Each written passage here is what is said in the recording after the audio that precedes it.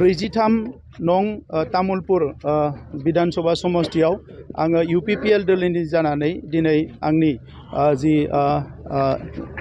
Nomination form बेवहाय आङो file खालामबाय।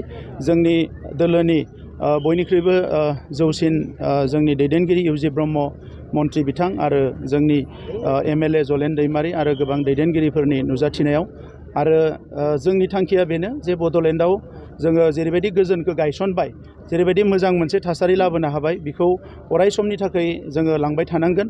जोंहा जौगानायनि गोबां खामानि मावनांगौ दङ। बड'लेण्ड जेंना माखासे सुस्रांजाबाय, माखासे दाबो बाखि दङ, बेखौ जों सुस्रांनांगोन।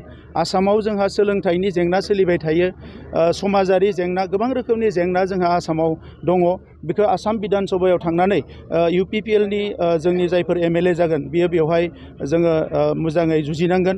थांनाय 5 बोसोराव जोंनि MLAफ्रा एकर्ड इमप्लिमेन्टेशननि थाखाय सिरियै सरकारजों थाना खामानि मावदोंमोन। फैबाय थानाय समाव हारिखौ आरोबाव जौगाहोनांगौनि थाखाय जोंहा रांखान्थि बिथिङाव, सोलोंथाइ बिथिङाव, हारिमु बिथिङाव गोबां खामानि मावनांगौ दङ। बेफोर खामानिखौ मावनो थाखाय UPPL हान्जा हिसाबै जों थियारि जादों आरो दिनै जोंनि गोबां बिजाथिफ्रा क'क्राझाराव, चिराङाव, बाक्सायाव, उदालगुरियाव आरो तामुलपुराव जोङो दिनै नमिनेशन फर्म होदों।